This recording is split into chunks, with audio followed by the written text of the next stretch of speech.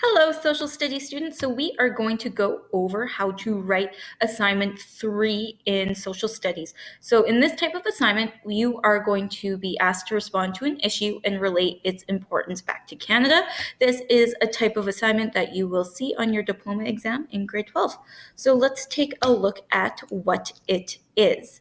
So it is a common sense current event question that is important to Canada. So you'll get questions around whether or not personal freedom should be limited because of terrorism, whether voting should be mandatory, and a popular one is the legalization of marijuana. Also, you must analyze different perspectives and explain your own stance on the issue. If you don't explain your own stance, you'll probably fail. So please do that at the end, and we'll go through that a little bit further into this presentation. Also, you will be given 3 citizen opinions, which are there for you to use, but you don't have to use them. Typically, one citizen will agree with the question, one citizen will disagree with it, and a third is kind of a fence sitter, doesn't know. I agree, but I don't agree. And essentially, this is an essay or a position paper. So you need to take some time and learn how to do this properly. Because when you get into grade 12, it's 20% of your total diploma mark. And you should take about 40 to 45 minutes to write this. So let's take a look at what it looks like. So here you can see you'll have on page 1 3 to citizens' opinions, and then on the next page you will have your question plus some room to plan out. And yeah, so that's what it looks like, and here is what it will look like when you reach that diploma. So again, you'll have 3 to citizen opinions, and then in the next page, you will have your questions and your instructions on what to do.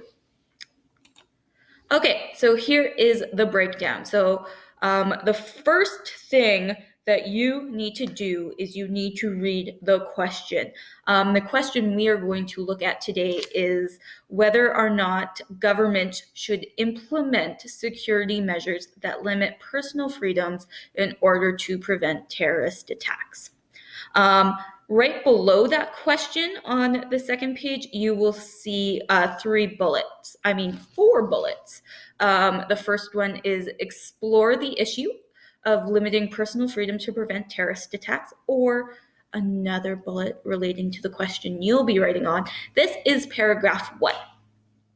The second paragraph, the second bullet point, which will be your paragraphs 2 and 3, you will analyze various points on the issue. So you are going to analyze a point that agrees with limiting personal freedoms, or another question relating to Canada, or you are going to, and then you're going to analyze the opposite one. So you don't agree with that. Now, the last paragraph is your opinion, and you are going to explain and defend your opinion on the issue, and then you're going to support your point of view, pulling examples, evidence, and terminology from your social studies course. Okay, so now that we went over it, we're going to go through it paragraph by paragraph. So like I said, paragraph number 1 is the first bullet point.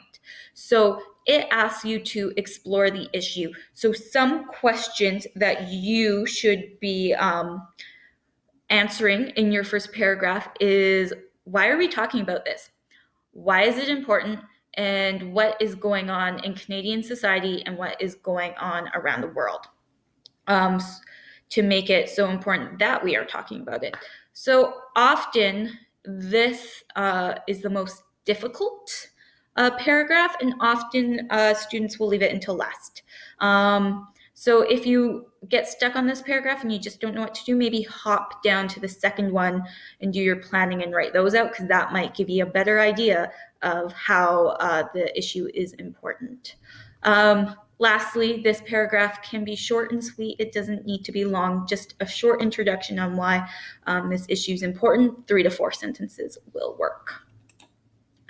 Okay, so now that we went through paragraph 1, we're going to go through planning of paragraphs 2 to 4.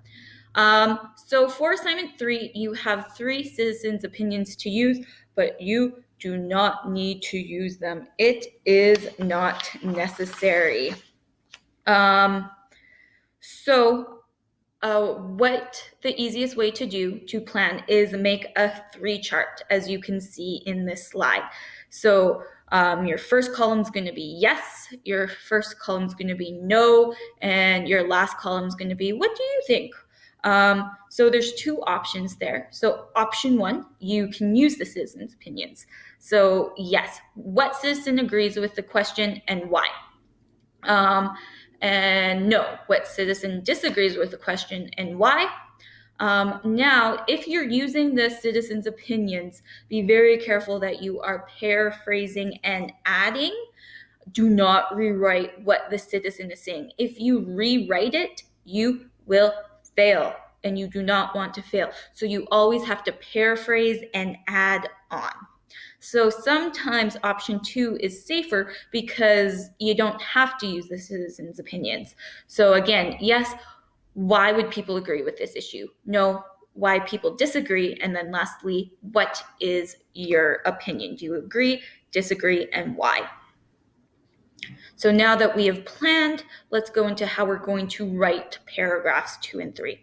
So bullet point 2 is paragraphs 2 and 3. Where you're going to analyze various points of view on the issue with support and evidence. So for this one, in paragraph 2, you are analyzing one person's point of view with evidence. So for example, if the citizen agrees that the government should be able to investigate anyone for potential terrorist attacks, evidence to support it might be how after 9/11 airport security can do random checks to make sure the plane is safe and the airport is safe. In the next paragraph, paragraph 3, you are going to talk about the opposite opinion, an entirely different perspective.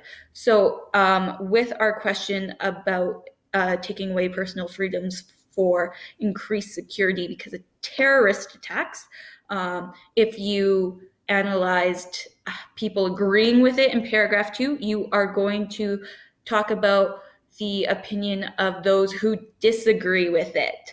So you need to have those opposite opinions. If you do this, you will do fine. However, you can include a third paragraph here with a mixed point of view, but you do not have to. If you analyze both extremes of the spectrum, you will do fine. Now, paragraph 4 is your opinion. In your fourth and last paragraph, you are going to need to explain, defend, and support what you think. It is your opinion on the issue, so please use the word I.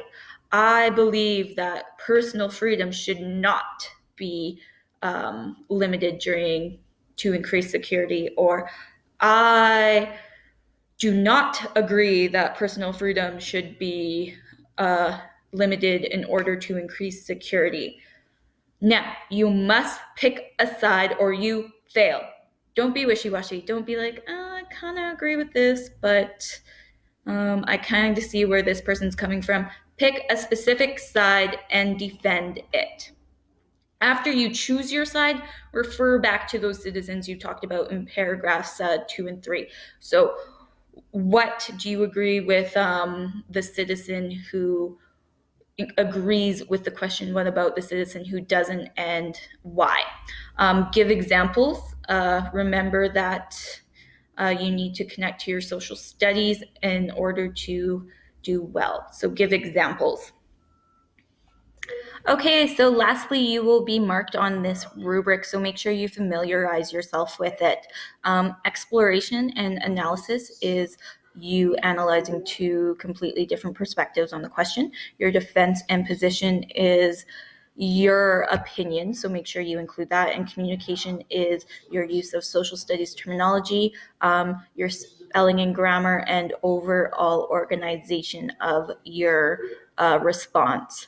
Before we end, though, just a few more tips and tricks. So if you get stuck, relate the issue to If you're in grade 12, individualism and collectivism. If you're in grade 11, perhaps nationalism. And if you're in grade 10, globalization.